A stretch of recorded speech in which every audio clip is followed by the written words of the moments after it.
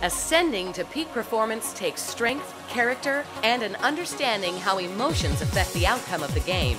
We're about to go full throttle and supercharge your performance. Get ready to thrive from the inside. Ladies and gentlemen, please give a big welcome to Gregg Steinberg. And people call that the miracle flight of 1549.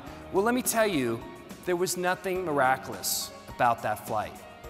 There was nothing miraculous about that flight because Captain Sullenberger had prepared for this one particular moment for the last 20 years. He had listened to recorders of crashed planes, and he listened to the erroneous decisions of those pilots, and he realized that they made bad decisions because their emotions were out of whack. And so he created a U.S. Air Safety course in which he trained pilots to master their emotions, to be emotionally prepared so they would make the right decision. And he trained himself for thousands of hours to be emotionally prepared so that he would make the right decision when it really counted. And we all know he made the right decision when he really counted. And that's why he saved all those lives. Except that we have an inner caddy. And our inner caddy can be kind and nurturing and good. And our inner caddy can be negative and destructive. But we also have inner caddies for business. And in these tough economic times, many of our inner caddies have turned to the dark side. And now we tell ourselves, we're not going to make those quotas. This is unfair. I hate change. I don't like my boss. I don't like those clients. Those clients don't like me. Why don't we fire that bad inner caddy in a heartbeat? Well, in a lot of cases, that has become a habit. But what I've learned in my 20 years working with professional athletes, consulting business executives, is that all these successful people fire their bad inner caddy in a heartbeat, and they train and retrain and retrain and retrain their good inner caddy. So tell us a time when you were at your best. So recently I planned a practice interview event where we have students and employers participate. To capture this sweet spot moment better, I've discovered there's 5 levels related to your sweet spot. And these levels are your confidence, which we'll discuss in a minute, your energy, your enjoyment, your nervousness, and were you thinking or reacting? I warned you that I was going to come out and ask you your buzzword. After Dr. Steinberg presented, I really wanted to focus on my buzzword and get that so that I could have that internal motivation and coach myself to some better performance. It looks like these guys raise their game. You know, they raise their game under pressure. And I'm going to tell you, they do not raise their game under pressure. What they do is they fall back into greatness. Because they've made greatness their habit, they fall back into greatness. I can do that. You can do that. Anybody can do that. Anybody can return to greatness. Just Group A, look at the screen. All right, look at the screen. Okay. All right, don't say what that is. Okay. Now, you, Group A, turn away from the screen. Group B, look at the screen now. Okay. All right. How many people think soup? Raise your hand. All right, majority of you. You got to prove my point. How many people over here thought of soap? Okay, majority, right? Of course, there's some outliers. We have to throw you out. But the idea here is I just primed you. I primed you with the word to push you in a certain direction. I really appreciated that he was able to connect the employers to the career services professionals and blend those two experiences together. Everyone in the group was able to glean some positive insights from this, and that they can make that useful every day on their jobs right now, whether they're teaching students to interview or they're actually the interviewers, and they can observe that happening and seeing students have those successful moments and be able to present themselves well. And I think it was just the right shot in the arm for our group. What great people do, what successful people do, is they have great habits.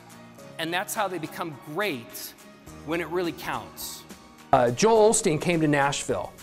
And if you're not familiar with Joel, he's this famous televangelist, right?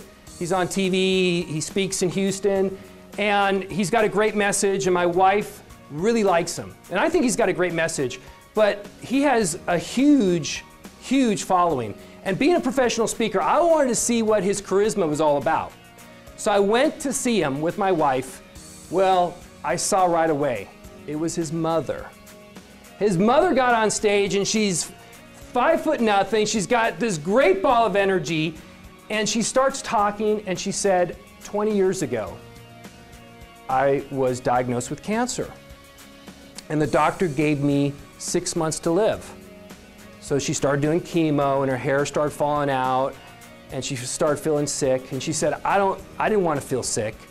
I didn't want to look sick. So what I did was I took these pictures of my best, healthiest state, and I put them all over the house. And every day, 10 times a day, 20 times a day, I would point at these pictures and say, you are healthy, you are healthy, you are healthy. And she said, today, I'm cancer-free. You know at 2 o'clock when your emotions take that dip, right? About everybody around 2:30, emotions take a dip. You know what I'm talking about, everybody feels that. Well, at that time, I know most of you will reach for that sugary drink, you reach for that snack you don't want to eat, you might even reach for that 5-hour energy drink. Not anymore. Nope, sorry, that's over with. What I want you to do is set that sweet spot alarm clock in your mind. And right when you feel that dip, it's gonna go off. Beep, beep, beep, beep, beep. Okay, I'm not a professional alarm clock, okay, I get it. It's gonna go off, and when it goes off, I want you to do this routine. I want you to say your word, I want you to think about your image, and I want you to do your action. And when you do it, and if you've made those powerful words, actions, and images, it's going to push you in the right direction. Just commit to one thing today with me. And that's this. It's just to take a small step in the direction of this method. Just a small step, because we know in the new science of habit formation, small wins create long-term habits. As a businesswoman, I found the event very entertaining and very motivating. And I will try to implement this in my company. And the butterfly effect was proposed by a scientist in the 1960s. And he said, the flapping of the wings of a butterfly can create weather changes across the globe. And everybody laughed at him, and you're probably thinking, that's kind of silly. And when I heard about that, I thought that was kind of silly.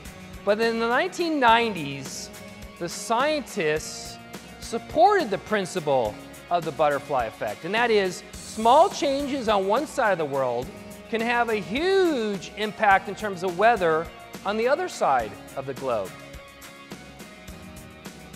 And life is like that. You are the butterfly effect. When you have small changes in your life, like turn pressure into pleasure, like fire your bad inner caddy, and train and retrain your good inner caddy, that can have a huge impact in your life. My vision tonight was to give you the strategies and techniques and tools so that you could coach yourself to greatness, so that when the trials and the tribulations and all the things that drain you and distract you and cause all the pressure in your life, you'll be able to coach yourself to be at your best when it really counts in every situation for the rest of your life. So I thank you for your time and your energy. Enjoy the book.